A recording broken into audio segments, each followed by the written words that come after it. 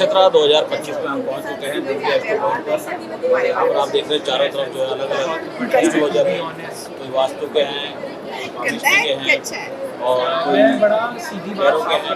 आप देख रहे हैं ये मैडम जो है ज़्यादा अटैच नहीं होना कार्ड का जो है उससे भविष्य बता रही है। और साथ साथ हमारे साथ इस समय पे एस्ट्रो गुरु डॉक्टर अरविंद जी हैं। अरविंद जी नमस्कार। नमस्कार। क्या मानते हैं कि एस्ट्रो जो है वो एक साइंस है?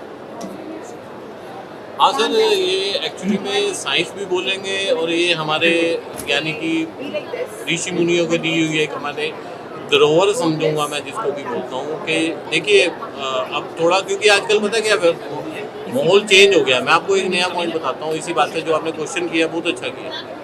अभी ज़्यादातर हम इसको साइंस इसलिए बोल रहे हैं कि हम इसे बेचना चाहते हैं सर। रीज़न ये है कि आज की जितनी नई जनरेशन आ रही है वो साइंस से ज़्यादा अट्रैक्ट होती है, जबकि ये विद्या है हमारे ऋषि मुनियों की दी हुई, क्योंकि बेस जो था जैसे वैदिक कुंडली थी। माई सेल्फ मैं अपने आप जो हूँ लाल किताब को रिप्रेजेंट करता हूँ, वैदिक को भी जानता हूँ लेकिन लाल किताब को ज़्यादा लेके आगे चलता हूँ। तो मैं इसको एक हमारे इंडिया के कल्चर का ऋषि मुनियों का दिया हुआ एक धरोहर और एक विद्या ऐसी मानता हूँ कि जिससे हमें इजीली अपने गंतव्य तक पहुँचने में आसानी होती है। जैसे कि आप इसको एक 2 वर्ड में समझाऊंगा मैं आपको। अभी जैसे हम नक्षत्रा में बैठे हैं और सर्दी का मौसम चल रहा है तो सर मैंने जैकेट पहनी है, तो ठंड लगती है सर तभी तो जैकेट पहनी है। तो जैकेट पहनना एक उपाय है जिससे को मुझे महसूस हुआ कि मुझे पहननी चाहिए। इसी तरह हम जब कोई हमारे पास कुंडली लेके आता है तो हम उसके उपाय के तौर पे उसको देते हैं कि इसकी कुंडली में ये उपाय आवश्यक है और इसे ये उपाय करना चाहिए। तो सर इसमें कोई वहम या और चीज़ वाली बात तो है नहीं, तो इसे टेक्निकल आप साइंस भी बोल सकते हैं। लेकिन मैं जो लेके चलता हूँ मुनि ऋषियों की दी हुई हमें एक विद्या है जिसको हमने आगे बढ़ाया है और इस पर रिसर्च करके इसको साइंस की तरफ हम लेके गए हैं और साइंस बाद में आई है। ऋषि मुनियों का ज्ञान और विद्या पहले से चल रही है, जबकि आपको पता है कि सुंदरकांड में एक वर्ड है सर, युग सहस्त्र योजन पर भानो लीलो ताई मधुर फल जानो, यानी कि उसकी दूरी जो है सूर्य की उस समय ऋषि मुनि नाप चुके थे, विज्ञान बहुत बाद में आया। सर मेरा आंसर यही है कि साइंस इसलिए बोला जा रहा है कि इसको थोड़ा बेचने का माध्यम बनाया है। अरविंद जी लाल किताब क्या है और लाल किताब किस तरह से जो है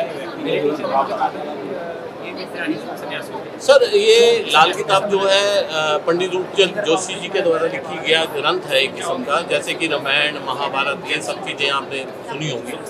तो ये भी एक वैदिक से निकला हुआ ही एक, मान लीजिए अगर इसको मैं वैदिक को माँ मानूँ तो लाल किताब मौसी समझ लीजिए, यानी उसकी बहन का सिस्टम है। यानी कि लाल अगर वैदिक माँ है तो उसकी बहन जो है वो लाल किताब है।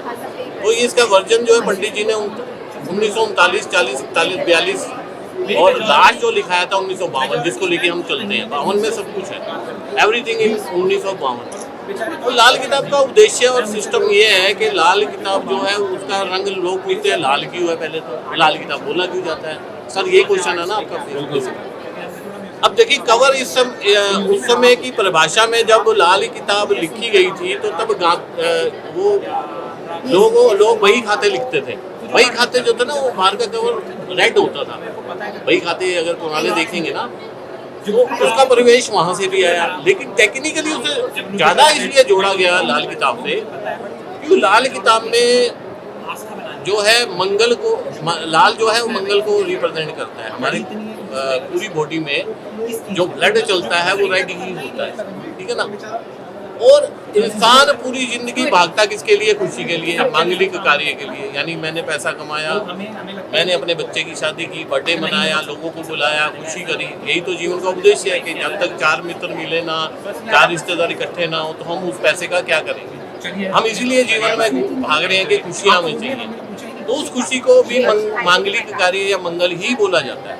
और सेकेंडरी थिंग दूसरी बात यह है कि हमारे ब्लड में जो रेड सेल चल रहा है वो भी लाल ही है, और जो रिश्ते हैं हमारे आपस में, मेरा भाई है, मेरी बहन है, वो भी हमारे खून के रिश्ते भी मंगल ही हैं, क्योंकि हमारा डीएनए ही है। तो पंडित जी ने उसी के ऊपर लाल किताब को मेन बेस बना के उसका नाम लाल किताब रखा गया क्योंकि हमारे लिए एक जो है आने वाले समय में जो कि हमें अधिक से अधिक उपाय देके इन सब प्रॉब्लम से बाहर निकालने का माध्यम है। बिल्कुल अरविंद जी, लाल किताब जो है लोग कुछ और सोचते हैं, लेकिन मांगलिक कार्य के लिए अच्छा रास्ता दिखाने का एक माध्यम है। और इस समय हमारे साथ खुशी शर्मा है। खुशी, वास्तु जो है वो किस तरह जीवन में प्रभाव डालता है? देखिए सर, वास्तु पूर्ण रूप से हमारे जीवन पे प्रभाव डालता है। देखिए चारों दिशाएं, मुख्य 4 दिशाएं होती हैं, लेकिन वैसे 10 दिशाएं होती हैं। धरती और आकाश को भी हम दिशा के तौर पे वास्तु में यूज करते हैं। और जो चारों कोने हैं उनको भी हम वास्तु, वो भी हमारे ऊपर एक वास्तु पुरुष जो है, वास्तु पुरुष जो है वो पूरा चारों दिशाओं को अपने में समाये हुए हैं। तो वास्तु का तो हमारे जीवन पे पूर्ण रूप से प्रभाव है। तन मन धन तीनों चीज़ों को सपोर्ट करता है। अगर हमारा ईशान कोण पवित्र है तो वो हमें मानसिक तौर पे और धन के तौर पे पूर्ण रूप से सपोर्ट कर सकता है। अगर हमारा नॉर्थ है वो भी हमें पूर्ण रूप से सपोर्ट करेगा। हमारी जो एनर्जी है वो साउथ में है, हमारा जो ज्ञान है वो पूरब में है। तो देखो हमारा पूरा जो तन मन धन मेन यही है, और ये तीनों पे वास्तु का पूर्ण रूप से असर है। बिल्कुल, ये देखो खुशी जिनका साफ तौर से कहना है कि वास्तु जो है वो तन मन और धन तीनों पर काम करता है। अगर आप भी अपना भविष्य जानना चाहते हैं या घर में कोई समस्या है तो आप भी किसी वास्तुशास्त्री से या अच्छे एस्ट्रोलॉजर से संपर्क कर सकते हैं। राजीव निशाना, समाचार वार्ता।